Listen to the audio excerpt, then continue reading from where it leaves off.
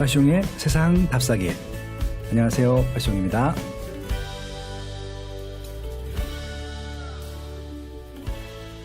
안녕하세요, 빠숑입니다. 네, 오늘도 제가 존경하는 분, 좋아하는 분 모시고 또 1부, 2부 얘기를 나눠보도록 하겠습니다. 좀 많이 아마 접해 보셨을 텐데요. 이제 1금융권에 가시면요, 여러 가지 이제 투자 파트가 있고 투자를 상담해 주시는 부서가 있는데, 특히 이제 부동산 쪽 담당하시는 분 중에서는요, 가장 유명하신 분 중에 한 분이시고요. 그리고 또 가장 신뢰를 받는 분 중에 한 분이십니다. 오늘 모신 분은요, 이남수 신한은행 도곡 PWM 팀장님이신데, 오늘 녹음을 하는데요. 23일날 녹음을 하는데, 예, 진급을 하셨습니다. 센터장님으로. 그래서 그 신한은행 본사 가셔가지고요, 위성호 신한은행 행장님한테 직접 진급증인가요? 받고 바로 오셨습니다. 일단 축하드리고요. 네, 이남수 센터장님을 소개합니다. 안녕하세요. 네, 안녕하세요. 그럼 연봉 많이 올라가는 건가요? 조금 올라가겠죠. 예, 네. 그럼 밥 붙을 때 사주세요. 네. 네, 아무튼 이제 부지점장님이시고, 예, 또 PB 역할 중에서도 제일 이제 또 센터장님을 하시니까 아마 이게 더 많은 매출을 해야 되는 건가요, 그러면? 아무래도 이제 뭐 매출도 있고, 예. 또 이런 WM 센터 지원하는 역할들이 있어서. 예. 네, 그렇습니다. 일단 도곡이면은 강남 도곡동 말씀하신 거죠? 네, 도곡 PWM 있다가 다음 주부터는 이제 본사로 부동산 투자자문 센터. 그러면 전국 그 지점들을 다 예, 관리하시는 거죠? 네, 그렇습니다. 훌륭하십니다, 진짜. 그 신한은행 본점이 저기 있죠? 네, 남대문 상공회에서 바로 앞에. 예, 바로 옆에요. 네. 그 여기 부영이 우리 삼성생명이었는데 산 건물 바로 옆에 네, 있는 거죠? 맞습니다. 네. 거기가 예전에 방문국이었대요. 화폐를 찍는. 네, 그 풍수가 좋아서 되게 좋아서 돈이 막 모이는 입지라고 하더라고요. 네, 예전에 이제 삼성 네. 그 회장님이 그쪽 정한 게 그런 이유가 있다고 합니다. 네, 아무튼 다시 한번 축하드리고요. 예, 뭐 밥은 먹으러 글로 가겠습니다. 네. 예, 센터장님 좀 그 이력을 잠깐 살펴보면요, 일단은 박사님이세요. 네, 건국대학교 부동산학과를 박사를 수료하셨고요. 네, 그리고 이제 당연히 대학원 나오셨고요. 그 외에도 이제 여러 가지 이제 교육 활동, 또 투자 활동 많이 하셨었고요. 금융연수원에서 자문교수도 좀 하고 계시고, 예, 금융 투자 교육을 강사를 당연히 하고 계시고요. 네, 그리고 이제 뭐 언론 활동 많이 하시고 계시고요. 뭐 공중파, 뭐 지상파, 그다음에 각종 신문사, 안 다뤄보신 언론사는 없으세요. 그리고 기업체 강의 많이 다니시고 계신데, 이남수 센터장님과 인연은요, 지금 조선일보에다가 매달 하나씩 아파트 맞수라는 이제 기사가 나오는데요. 두 개 아파트를 비교하는데, 이남수 센터장님 입장에서 두 아파트를 비교해서 우열을 좀 평가해 주시고, 또 제 입장에서 또 평가를 하는데, 그것들을 이렇게 비교하는 기사가 매달 나옵니다. 제 블로그에 공유해 드리고 있는데, 너무 좋아요, 그게 저는. 그래서 또 이렇게 훌륭하신 선배님의 그런 또 인사이트를 저도 배울 수 있어서 제가 굉장히 좋아하는 기사인데, 그것 인연으로 알게 됐고요. 그래서 가끔 제가 이제 밥도 먹고 조언도 구하고, 예, 그런 관계입니다.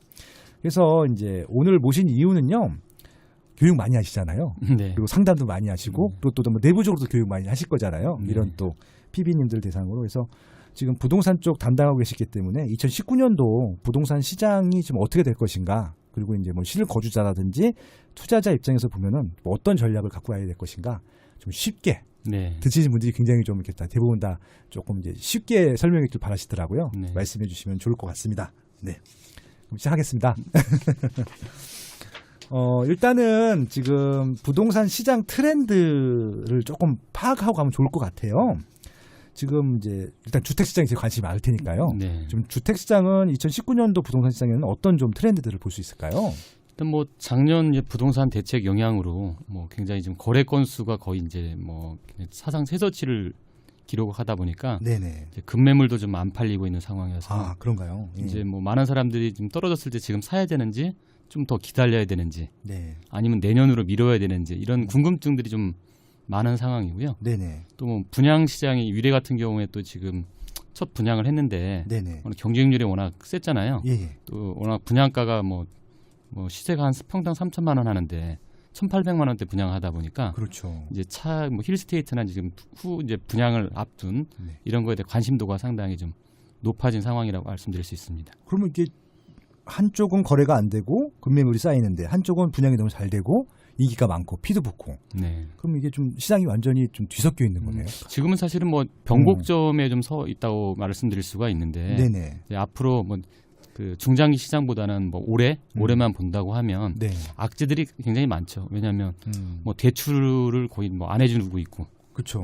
그다음에 이제 보유세가 또 지금 이제 보유세 폭탄이 지금 터질 거고, 네네. 이러다 보니까 네. 뭐 특히 집이 있는 사람들 입장에서는 사지도 못하고 네. 팔지도 못하고 네. 뭐 이런 상황이 있다 보니까 이제 뭐니 동맥경화가 걸린 상황이고, 네, 동맥경화. 네. 오히려 이제 또 집이 없는 입장에서는 네. 뭐 지금도 가격이 떨어졌지만 지금도 비싸거든요, 사실. 워낙 그렇죠. 2년 동안 많이 올랐어요. 너무 많이 올랐기 때문에 네. 사실은 뭐 3, 4억 떨어졌다고 해도 여전히 비싼 집값인데 네. 무주택자들은 이제 아무래도 신규 공급분들이 많아지니까 네. 아무래도 좀 내 집 마련 기회가 좀 더 네. 올해 내년 좀 늘어날 가능성이 높죠. 네. 그럼 오히려 무주택자들한테는 기회가 될 수도 네, 있겠다. 뭐 신도시 공급들을 하게 되면 그렇죠. 아무래도 좀 이제 가점이나 이런 것들이 좀 낮은 분들한테도 네네. 혜택이 좀 들어갈 기회가 수 올 것 같다. 네, 지금 그렇습니다. 인기 있는 지역들 같은 경우는 가치가 높기 때문에 네. 일단 그 개인 상담도 많이 하실 거잖아요. 네. 은행 그 거의 다 VVIP시만 하시잖아요. 네. 그렇죠. 돈이 많으신 분들도 지금 걱정하시나요? 이런 지금 시장을? 특히 뭐 돈 많은 사람들도 이제 집이나 뭐 건물을 많이 갖고 있다 보니까 네네. 이제 보유세 증가에 대한 부분 우려를 보유세. 좀 많이 하고 있고. 부자들도 세금 걱정을 하는군요. 네, 그럼 더 민감한 거 더 같습니다. 민감하시고요. 네. 네네. 그리고 또 뭐 제가 뭐 이제 자산가들을 상담을 많이 하지만 또 네. 직원이나 이런 분들이 작년 뭐 이렇게 상승장 때는 음. 거의 A4 한두 장씩 질문이 와요. 진짜요? 네, 뭐 지금 뭐 네. 얼굴도 모르지만 또 직원이니까 네네. 또 이제 어떤 걸 사야 되는지. 네네. 그리고 또 이제 과거에 제가 집사라고 할 때 안 샀던 직원들이 있어요. 네네. 특히 이제 결혼하면서 좀 빚을 내서라도 좀 집을 사라고 했는데. 빚 받기 싫어하잖아요.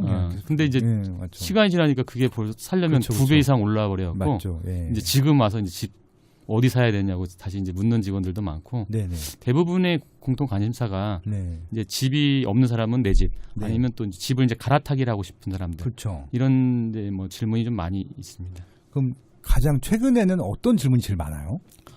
최근에는 이제 그 다주택자들이 다주택자들이. 주택 임대 등록을 이제 하느냐 마느냐에 대한 기로가 좀 있었기 때문에 네네. 이제 그 질문이 상당히 좀 많이 있었던 부분이 있습니다. 뭐 뒷부분에 다시 다루긴 할 텐데 그럼 답변 어떻게 해주세요? 일단 뭐 9.13 대책 전에 다주택이었던 사람들은 네. 주택임대 등록을 하는 게 뭐 종부세 합산이라든지 양도세 중과를 이제 안 받다 보니까 네. 어떻게 보면 가장 큰 혜택이 돼버린 거고 그렇죠.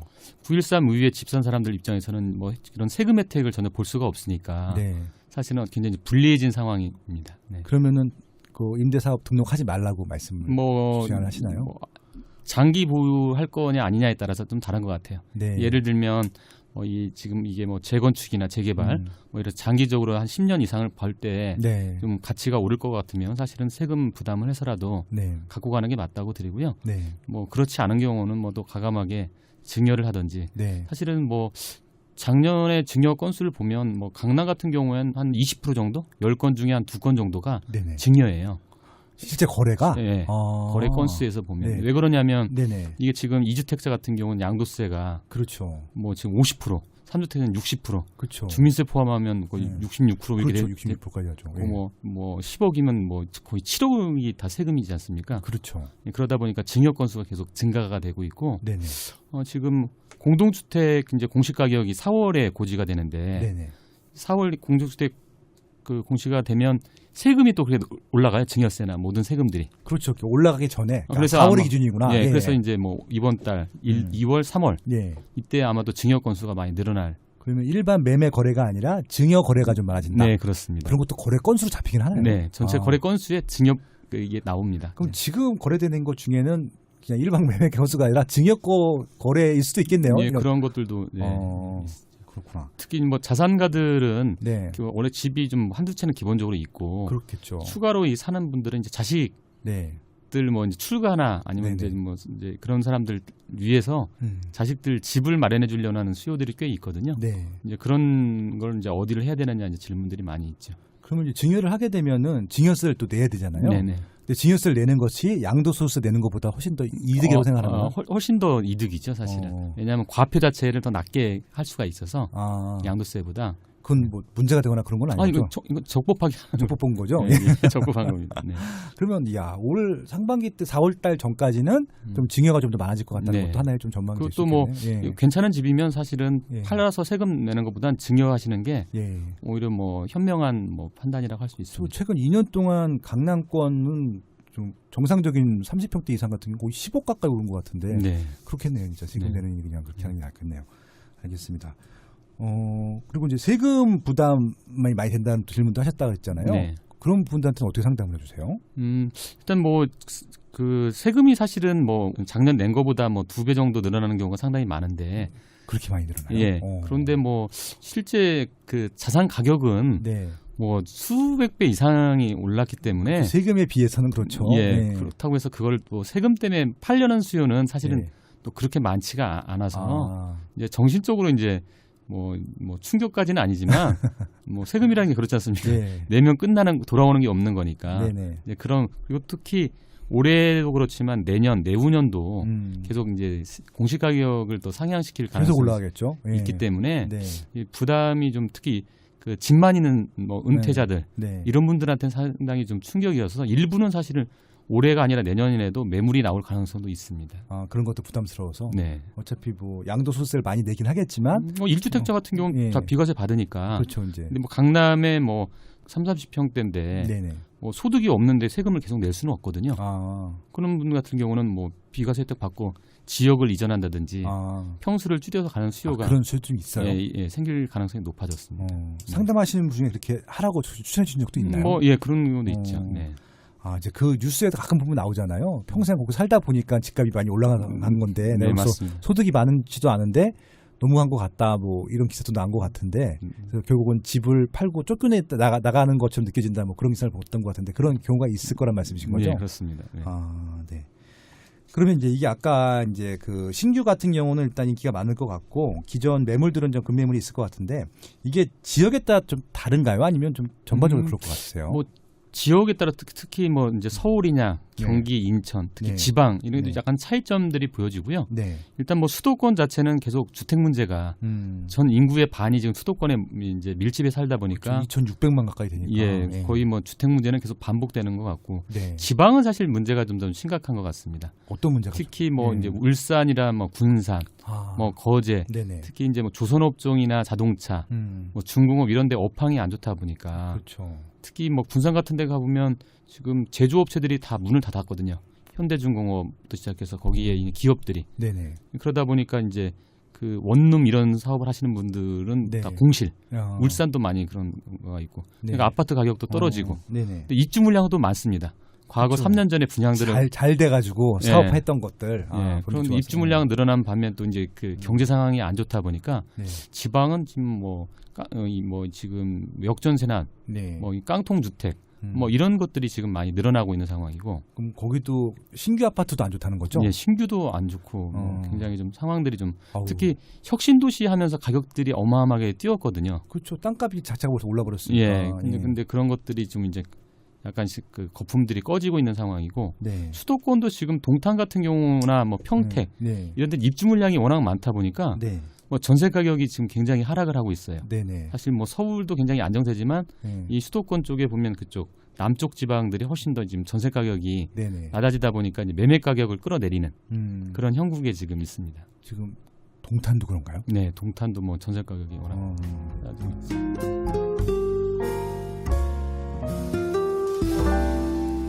화시홍의 세상 답사기. 그러면 일단 서울 지방에서 뭐 아까 수도권 지방에서 지방은 올해 진짜 뭐 신규든 기존이든 문제가 되고 수도권 내에서도 서울 말고 이제 비서울 중에서 경기 남부권 같은 경우는 지금 일단 전세가 좀 힘들어 하기 시작했고 전세가 좀 많이 힘들다 보면은 매매가도 좀 내려갈 수도 있을 것 같다. 네네 그렇습니다. 예. 일단 다 단계별로 다 어려움이 다 있네요 보니까. 특히 뭐 이제 전반적으로 그 시장 경제가 워낙 안 좋은 상황이다 보니까 예. 부동산도 사실 지금 대책이 워낙 뭐 빠져나갈 구멍이 없거든요. 지금 네. 빈틈없이 촘촘하게 지금 다 모든 걸 막고 있기 때문에 네. 시장 자체가 좀 뭐 당분간은 굉장히 하향 안정세가 유지될 것 같습니다. 그러면 이제 가장 수요가 많고 가장 관심이 많은 지역이 서울인데 네. 서울은 어떻게 될 것 같아요? 서울도 실제 뭐 지금 뭐 분양 시장을 빼놓고는 네. 뭐 상당히 좀 안 좋죠. 특히 작년에 가격이 많이 뭐 한 2년 사이에 가장 많이 올랐던 게 재건축 아파트죠. 뭐 압구정 현대 같은 경우 작년에만 한 7, 8억씩. 그렇죠. 상반기 가격이랑 하반기 가격이 완전히 달랐었거든요. 그래서 뭐 정부에서도 2018년 초 가격대로 좀 가격이 내려갔으면 좋겠다. 네. 뭐 이런 얘기를 뭐 하긴 하는데. 김수현 정책실장께 얘기했었죠. 예. 이제 그러다 보니까 지금 그 재건축으로 올랐던 것들이 조정폭이 좀 많이 큰 편이고 네. 기존 재고 아파트들도 사실은 이제 거래가 안 되다 보니까 네네. 이제 지금은 거래가 안 되면 결국 팔고자 해도 네. 급매라고 해도 사실 거래가 안 되면 가격은 점점 낮아질 가능성이 있거든요. 네네. 그러다 보니까 전체 시장 자체가 분양을 빼놓고는 상당히 좀 안 좋다. 네. 네, 그렇게 보고 있습니다. 일단 신규 분양만 좋은 거네요. 네. 다 통틀어서. 뭐 지금 신규 분양은 분양가 상한제를 간접적으로 하고 있어서 네네. 뭐 기존 아파트보다 워낙 경쟁력들이 있고 네. 그다음에 새 아파트 공급들이 사실 서울에 많지가 않아요. 그렇죠. 물리적으로 많을 수가 없죠. 예, 택지 개발 사업도 할 수가 특히나 없으니까. 예. 지금 뭐 재건축은 다 원천적으로 이제 금지가 된 거죠. 그렇죠. 추가 부담금 문제 때문에. 네. 그래서 지금 뭐 대치 쌍용이라든지 뭐 이런 데들이 재건축 하려다가 추가 부담금 때문에 네. 지금 다 중지를 해놓은 상황이라서 네. 장기적으로 봐도 새 아파트 공급 부족이 뭐 앞으로 한 2021년도부터는 입주 물량이 많이 줄어들어요. 서울에. 네. 그래도 뭐 내년, 내후년까지는 좀 있는데 네. 그러다 보면 아무래도 이제 새 아파트 요즘에 새 아파트를 워낙 잘 짓잖아요. 한번 들어가 살면은 헌 아파트로 못 살게 네. 만들어 놨더라고요. 특히나 뭐 이제 요즘엔 보면 과거 20년 전 아파트들은 예. 뭐 주차장뿐만 아니라 예. 층고가 2.3m예요. 그렇죠. 근데 지금 최근에 짓는 것들은 뭐 보통 2.4, 예. 더 좋은 것들은 2.5까지 나오거든요. 그렇죠. 그래서 아무래도 층고가 높아지면 네. 이 개방감이 있어서 음. 훨씬 더 이게 좀 쾌적하거든요. 그렇죠. 그러다 보니까 새 아파트 특히 이제 주상복합 인기가 시들해지고 과거 이제 판상형 아파트나 뭐 이런 쪽으로 많이 또 이제 수요들이 워낙 네. 평면들이 좋아지다 보니까 네네. 이제 그런 쪽의 어떤 희소성들이 이제 결합되면서 가격들이 좀 더 강세를 보이고 있습니다. 그러니까 이게 새 아파트고 좋은 것들은 그것도 수요가 계속 있는 네. 것다는 것이죠. 예, 알겠습니다. 근데 아무튼 2021년까지는 또 입주 물량에서 줄어드는 거이기 때문에 네. 그때 같아서 또 이게 또 기존 아파트를 또 올라갈 수 있는 걸까요? 제가 봤을 때는 네. 지금 이게 그 노무현 정부 때도 규제가 비슷한 규제들이 많았잖아요. 그렇죠, 그렇죠. 이제 뭐 그때 데자뷰다 말들을 많이 하는데 네, 세금이라든지 대출이라든지 모든 규제를 이렇게 많이 할수록 네, 가격은 사실은 떨어질 수밖에 없어요. 그렇죠. 근데 이거를 네, 계속 뭐 장기간 할 수는 없거든요. 그렇죠. 그러면 왜 그러냐면 결국 주택이라는 게 공급 땅이 없다 보니까 도심의 걸 풀지 않고 네, 지금처럼 뭐 3기 신도시라고 해서 풀었던 지역들이 보면 사실 그 지역적 근접성이나 이런 게 정부 발표 달리 그렇게 좋지 않아요. 네, 네, 뭐 하남이라든가 뭐 왕숙 뭐 이런 데들이 네, 실제로 출퇴근 서울 중심으로 봤을 때 출퇴근하기가 사실은 상당히 어려운 형국이고 전철 없으면 좀 그렇죠. 전철을 뭐 3호선이나 5호선 연장을 한다고 하는데 네, 네, 제가 볼 때는 뭐 10년 이내에 사실 개통되기 특히 위례 신도시 같은 경우에 벌써 입주가 한 지가 꽤 됐는데도 불구하고 그렇죠. 뭐 전철을 착공도 못 하고 있거든요. 트램도 얘기 나왔다가 계속 예, 안 뭐 해주고. 트램 문제 분양가에 다 포함되어 있음에도 불구하고 그렇죠. 그러다 보면 결국 이게 지금 그 주택 공급을 해서 이제 그 서울 수요를 분산하겠다고 하는데 네, 결국에는 이제 시간이 지나면 서울 자체 특히 이제 그 요즘에 워라벨 이런 게 인기다 보니까 네, 네. 결국 출퇴근 시간이 길어지면 사실은 그런 뭐 여유를 갖기가 어렵거든요. 네. 그러면 결국 나중에 더 미래로 본다고 하면 도심 내에 조그만 아파트로 이렇게 해서 그 시간을 즐기는 수요가 많아질 걸로 보여지기 때문에 사실은 이제 뭐 그 압력이 강할수록 나중에 더 튀어오를 수 있죠. 네. 그래서 아마 지금 말고 다음 정부 때 가서 또 규제가 완화가 되고 계속 이런 것들이 반복돼요. 주택시장은. 네, 알겠습니다. 좀 주택 시장은 이렇게 좀 종합적으로 정리해 주셨고요. 상가 쪽도 많이 상담을 해주시죠. 예, 그럼요. 저희가 예. 뭐 지금 솔직히 상가들이 어떻게 평가하는지 굉장히 궁금해요. 상가 시장이 어떤가요 지금? 상가 시장은 아주 심각하죠. 안 좋은 네, 쪽으로. 뭐 특히 이제 뭐 최저임금 문제도 있고 이러다 보니까 예. 실제 매출이 많이 줄어들었어요. 상가 예, 개별 점포 개별 점포들이 장사가 안 되는 거죠. 그러니까 장사가 안 되는 거야. 진짜 뭐 임금이 올라가서 문제인 거예요. 둘 다 문제예요. 또 저것도 있잖아요. 뭐 이렇게 뭐 임대료가 비싸서 문제라고 또 하기도 하고요. 네, 뭐 여러 가지가 복합적이긴 한데 지금 제일 문제가 뭐예요, 그러면? 일단은 뭐 매출은 안 느는데 예. 이제 고정 비용, 인건비 아. 부담이 늘어난 부분들이 가장 좀 이제 문제가 되고 그러니까 있습니다. 전년 대비 인건비 부담이 높아졌다. 네, 네. 아. 그러니까 모든 특히 영세업종 같은 경우, 특히 우리나라는 이제 자영업자 비율이 네네. OECD 평균 한 2배 정도 돼요. 아. 그러니까 이제 은퇴 시기가 빨라지다 보니까 네네.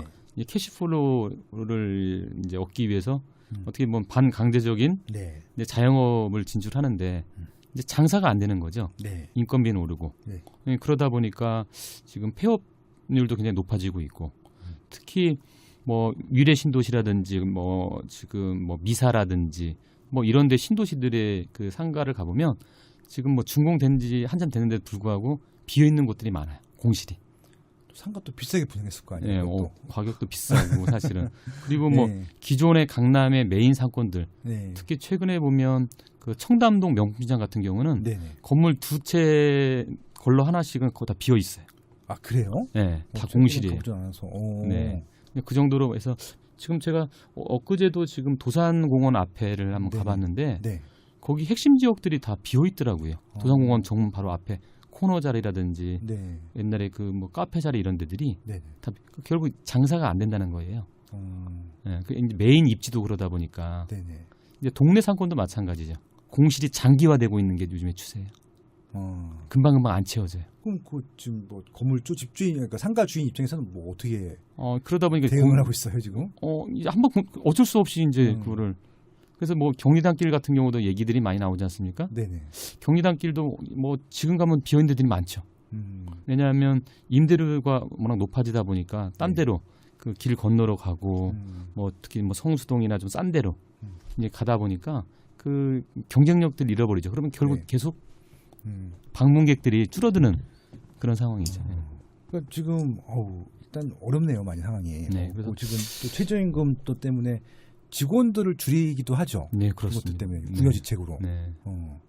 뭐 편의점 같은 경우에도 보면 뭐 음. 그 편의점 사장님이 뭐 그 대리운전도 하신다는 얘기도 있고 사장님. 네, 굉장히 좀 어려운 형국 같습니다.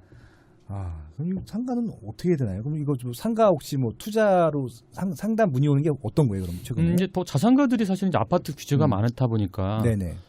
아무래도 상가나 건물을 살려는 분들이 많이 있어요. 네. 근데 특히 상가 시장 같은 경우에는 개인들이 뭐 이런 상권을 본다던가 이런 게 한계가 좀 있거든요. 그렇죠. 네. 뭐 저희가 이제 우스갯소리로 아파트는 사실 그 동네 가서 가장 비싼 아파트를 사면 네. 가장 많이 오른다고 합니다. 그렇죠. 실패할 이유가 없죠. 뭐 네. 수요가 많은 거니까. 네. 네. 근데 이제 상가나 이런 이 건물 시장은 음. 개인들이 사실 이제 왜냐하면 정보가 다 이제 접근성들이 떨어지다 보니까 아무래도 상가 같은 거는 투자를 좀 주의를 하실 필요가 좀 있죠. 사실 네. 특히 상가 임대 업종이 네. 또 뭐냐에 따라서 또 이 임차인하고 문제들이 네. 많이 되고 상가 이제 임대차 보호법이 이제 뭐 10년씩 10년. 이제 보장을 해주다 보니까 네. 굉장히 좀 어려운 뭐 임차인도 어렵지만 임대인도 굉장히 어려움에 처할 수가 있습니다. 그러네요. 네. 지금 업종으로 따지게 되면 상가에서 어떤 업종이 제일 지금 어렵나요? 글쎄 뭐 전반적으로 일단 뭐 중개업 하시는 데가 제일 어렵죠 사실. 개점 휴업 진짜 많다고 하더라고요. 네. 한 건도 못했다 몇 달 동안에 막. 뭐, 네. 뭐 거의 이제 거의 서투문 내린 데들도 있다 보니까 네. 중개업 하시는 분들도 굉장히 어려운 상황이고 네. 뭐 전반적으로 다 그런 것 같아요. 뭐 이런 커피 시장 같은 경우에도 브랜드 있는데 빼놓고는 사실 굉장히 많이 줄어드는 상황들이고 매출들이 네네. 예, 전반적으로 다 예전에는 이렇게 경제가 안 좋아지면 한쪽은 좀 좋고 한쪽은 좀 나쁘고 뭐 이런 게 있었는데 지금은 전체적으로 다 모든 네. 업종들이. 특히 이제 그 주 52시간이 되다 보니까 네네. 이제 직원들이 일찍 퇴근하잖아요. 그렇죠. 그래서 요즘에 이제 뜨는 업종들이 헬스장, 그렇죠. 개인 뭐 학원 퇴근한 다음에 할 수 있는 네. 것들. 그러다 보니까 왜냐하면 이제 그 도심 내의 음식점들이 장사가 안 되는 거예요. 왜냐하면 회식이 없어진 거예요. 네. 회식이 없어서. 퇴근을 하면서 이제 뭐 회식하자 그러면 나 지금 학원 가야 됩니다. 이러다 보니까 네. 오히려 이제 그런 그 뭐 여의도라든가 이런 데들도 보면 매출이 자꾸 줄어드는 그런 상황이죠. 그러면 지금 말씀하신 대로 학원은 잘 되겠네요. 예, 학원이나 헬스장 뭐 이런 데들은 요즘에 또 그럼 네. 지금 업종에서 하시는 분들은 그런 쪽으로 좀 관심 많이 주셔야겠네요. 그래서 상당히 그런 쪽들이 많이 늘어난 것 같아요. 강남에서도 보면 네네. 특히 이제 요즘에 개인적으로 강습받고 이런 데들이 보면 네네. 강남구 서초 이런 데 보면 어마어마하게 늘어났죠, 사실은. 그렇죠. 지하에다가 조그맣게 PT하고 막 네, 그냥 그렇습니다. 무슨 뭐 크로스핏 뭐 그런 거 하고 막 네, 그렇게 네. 하던데. 그럼 일단 상가 같은 경우는 이제 주택이야 뭐 실거주를 하든 시세차익 목적 보통 들어가는데 상가 같은 경우 보통 이제 월세 목적으로 네. 하시잖아요. 네. 지금은 한 수익률 어느 정도 보고 들어가나요? 뭐 지역별로 좀 다른 것 같아요. 네네. 지금 뭐 강남 이런 데들은 워낙 그 이제 매매가가 비싸다 보니까 네. 뭐 3, 4%안 나오는 것들도 많고요. 네네. 네. 이게 대출 받고예요, 아니면 그냥이에요? 그냥 대출 안 받고 안 예를 받고? 기준으로. 네. 근데 보통 우리가 이제 대출을 받으면 한 1% 정도 네. 이제 레버리지 효과가 있거든요. 네. 예, 이제 그런 부분이 있기 때문에 적어도 뭐 이 지금 임대소득을 받으면 나중에 종합소득 신고가 되다 보니까 네. 세금이 상당히 많이 나가요. 그렇죠. 그러다 보니까 이제 그 적어도 한 최소한 5, 6% 이상은 나와줘야지 되는 부분들이 있어요. 네. 그리고 상간 또 저기 그 뭐야 보유세 이런 거 주택보다 훨씬 높잖아요. 네, 그죠. 거의 월세 한 달치는 세금으로 다 나간다고 보통 네. 이렇게 책정하고 특히 그러던데. 이제 뭐 그런 네. 건 있죠. 또 네. 직장인이 아닌 뭐 주부가 상가를 샀다. 이제 그럼, 그러면 네. 의료보험 의료보험. 부담이 뭐 굉장히 많이 나오기 때문에 그런 상담 받으러 오신 분도 있어요. 갑자기 의료보험 막. 특히 오피스텔 이런 것들이 많아요. 오피스텔. 이제 뭐 상가- 오피스텔도 의료보험이 나와요? 아니 이게 월세가 보시면 되면? 이제 그 우리나라 세금 체계가 좀 이상한 게 네. 그 큰 건물일수록 월세에서 이제 건강보험료나 준조세 이런 부담이 적어져요. 근데 오피스텔을 예를 들면 뭐 이런 거 있죠. 가정주부인데 네네. 나이가 먹고 내 명의로 된 부동산이 없다. 음. 남편하고 이제 한바탕 하면 그러면 네 명의로 하나 사라. 네. 그럼 오피스텔을 많이 사죠. 뭐 2, 3억이면 사니까. 그렇죠. 근데 이제 이 오피스텔을 이제 부가세 환급받기 위해서 사업자 등록을 해야 되거든요. 사업자 등록을 하게 되면 사모님 명의로 되는 순간 지역 의료 보험으로 전환이 돼요. 사업자니까. 직장에서 직장인에서. 네. 개인 사업자니까. 개인 사업자로 되니까. 그러면 예를 들면 뭐 천에 60만 원 받는다. 네. 뭐 강남에 한 삼성역에 한 전용 7, 8평이 뭐 천에 한 80, 90 정도 하거든요. 네. 한 80만 원 받는다고 하면 건강보험료가 10만 원 넘게 또 나가는 거예요. 네. 차 띄고 뭐 포 띄고 그러니까 대출 이자 받아 하게 되면 실제로 보면 수익률이 굉장히 낮아지는 효과가 있으니까. 그리고 부스럼을 만들 수도 있겠네요. 네, 그래서 왜냐 큰 상가라든지 건물 이런 거 월세가 많이 나오는 건 그 부담이 적은데 네. 특히 이제 오피스텔 같은 경우에는 그걸 잘 모르시고 하셨다가 후회하시는 분들도 있습니다. 그러니까 상가랑 오피스텔은 어떻게 같은 그런 수익형 부동산 쪽이니까. 그러니까 사실은 수익형 부동산은 이제 명의를 누구로 하느냐 이거에 따라 수익률이 뭐 2% 이상도 차이 날 수 있어요. 그러면 명의를 누구로 해야 돼요? 그러니까 이제 그게 좀 뭐 남편으로 하느냐, 이제 과세 표준을 잘 봐야 되니까. 남편이 또 연봉이 높으면 또 더 많을 수도 있으니까. 예, 그래서 그런 부분들은 꼭 이제 세무사하고 뭐 이렇게 상담 받고 나서 하시는 게 좋습니다. 그럼 최근에는 그 아파트보다는 또 상가 오피스텔 쪽에 관심이 더 많은가요? 어떤가요? 자산가들 입장에서는 사실은 도심 내 이제 건물 우리가 보통 꼬마 빌딩이라고 할 수 있죠. 그쪽에 관심들이 제일 많죠. 금액으로 따지면 어느 정도부터 꼬마 빌딩? 꼬마 빌딩 한다 그러면 뭐 한 20억부터 시작해서 뭐 5, 60억대가 수요가 제일 많습니다. 그런 것들도 한 수익률이 한 3%, 4% 되는 거예요? 뭐 그 정도도 나오고 더 안 나오는 것들도 많고요. 보통 대출 받죠. 그런 것들은. 대출 받죠. 몇 프로 나와요? 과거 이제 우리가 대출 규제하기 전에는 뭐 10억짜리 빌딩이다 예를 들면 꼬마 건물이다 그러면 한 8억도 나왔거든요. 진짜요? 네. 와. 근데 지금은 이제 그 네. 월세가 많이 나오지 않으면 네. 대출을 줄이다 보니까 그 시가의 뭐 반 이상 나오기가 어려운 상황이 됐죠. 반 정도. 네네. 그럼 일단 실제로금이 많이 드러나네요. 네. 오피스 시장에 대해서도 이게 좀 관심들이 있는 것 같은데, 네. 이건 어떻게 요새 보세요? 지금 뭐 그 경제가 안 좋다 보니까 뭐 네네. 상가도 그렇지만 건물도 사실은 공실률들이 상당히 많이 늘어났거든요. 여의도 뭐 강남 테헤란동 거기도 뭐 장난 아니라고 예. 하더라고요. 근데 지금 이제 반면에 이제 우리가 뭐 국민연금이라든지 뭐 행정공제회 뭐 이런 뭐 지방공제 무슨 회가 많아요 우리나라에. 네. 자금이 굉장히 많다는 거죠. 그다음에 이제 자산운용사들이 굉장히 늘어나면서 지금 시중에 유동성 자금들 운용할 데가 별로 없거든요. 네. 건물을 많이 사죠. 네. 그런 수요들이 있고 건물을 사고 또 이제 그 공유 오피스라고 해서 뭐 위워크라든지 뭐 이런 데들이 그렇죠. 이제 그 공유 오피스가 그 공실 자체를 있는 건물을 전체 임대해서 재임대해주는 네. 그런 그 비즈니스가 굉장히 각광을 받고 있거든요. 네. 그래서 이제 보면 뭐 그 강남이나 강북 이런 데 보면 그런 업체들이 이제 그런 공실률들을 상당히 좀 메꿔주고 있다라고 볼 수 오히려. 있습니다. 네. 그런 것들이 개인이 투자할 수는 없죠. 아, 개인이 투자할 수는 없고요. 뭐 이제 부동산 펀드 뭐 이런 쪽 뭐 요즘엔 뭐 예전에 다 3호였는데 네. 뭐 지금 판교 뭐 알파리움 뭐 이런 같은 경우도 보면 네. 이제 그 신한은행에서 작년에 그 이제 그 판매를 했었는데 뭐 몇백만 원으로 투자할 수 있게끔 공모. 아, 그러면 그런 네. 부동산 펀드? 네, 그렇습니다. 네. 한 수익률이 어느 정도 돼요? 지금 뭐 그 상장을 해놨는데 네. 뭐 신한 알파리츠 같은 경우에는 지금 공모가가 5,000원이었는데 지금 한 5,600원 정도. 거의 주식처럼 예, 똑같이 또 하는 거구나. 예. 거래가 좀 가격도 올라와 있고 네. 연 배당을 한 6% 정도를 진짜요? 네. 난 그러니까- 몰랐지? 네. 그래서 앞으로도 뭐 예. 보니까 지금 할인점들을 뭐 그런 리츠 상품으로 하겠다고 해서 네. 공모로 그러니까 3호 같은 경우에는 네. 49인 제한이 있어요. 49명 이내로 다 맞춰야 되거든요. 네네. 그러니까 가입액이 인당 뭐 3억, 4억 예. 뭐 이렇게 되다 보니까 이제 그런 그 이제 벽들이 있었는데 네네. 공모 시장은 뭐 500만 원, 1000만 원 음. 이렇게 할 수 있다 보니까 네네. 특히 이제 주식 시장이 상장이 돼서 네. 내가 언제든지 팔고 싶을 때도 팔 수 있어서 이제 그런 부분들은 굉장히 좀 강점이라고 그럼 볼 수 있습니다. 주식처럼 그 오늘 샀다 오늘 팔아도 돼요? 예, 그렇죠. 오. 네.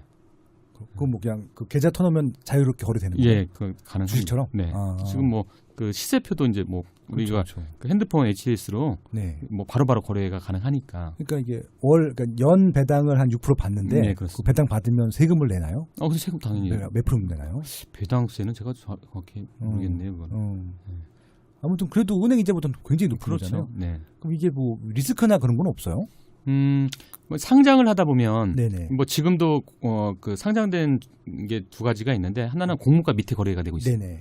그러니까 뭐 입지라든지 매입 가격 이런 거에 따라서 뭐 이게 뭐 그 기본 5,000원짜리가 4,000원이 될 수도 있고 5,000원짜리가 6,000원, 7,000원이 될 수 있거든요. 네네. 근데 우리나라 시장은 아직 이 리츠 시장, 상장 시장 자체가 워낙 작다 보니까 네네.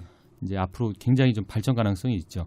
특히 호주나 뭐 싱가포르, 일본도 이런 이제 그 공모하는 리츠 시장이 우리나라보다 어마어마하게 큽니다, 사실. 그러면 그 아까 배당금이라는 게 이렇게 고정인가요? 매년 달라지나요? 아, 보통 이제 오피스 같은 경우에는 대부분 임차를 장기화된 상품들을 많이 하다 보니까 네. 예측 가능하죠. 예측 큰 가능하고? 갑자기 그 업체가 큰 업체가 뭐 나간 딴 데로 이사 가고 이런 게 아니라 네네. 다 계약서에 뭐 5년, 10년씩 계약하는 데를 하니까 네. 거의 뭐 수익률 변화가 크지 않죠. 네. 조금 안정적인 거라고 볼 수 있습니다. 그러니까 지금 예금 적금 예금도 지금 별로고 네. 주식 시장도 잘 모르겠고 지금 네. 부동산도 모르겠고 근데 그거는 괜찮네요. 제가 봤을 때 네. 들어봤을 때는 이렇게 큰 틈새 기대를 시장으로 네, 큰 기대 수익이 없다고 하시면은 네. 네, 그렇죠. 알겠습니다. 그래서 주택 시장, 상가 시장, 오피스 시장 그렇게 좀 정리를 해봤습니다. 30분이 후딱 가서 네, 1부 이렇게 마무리하고요. 예, 2부 때는 조금 더 구체적인 시장 얘기를 했으면 좋겠습니다. 네, 고맙습니다.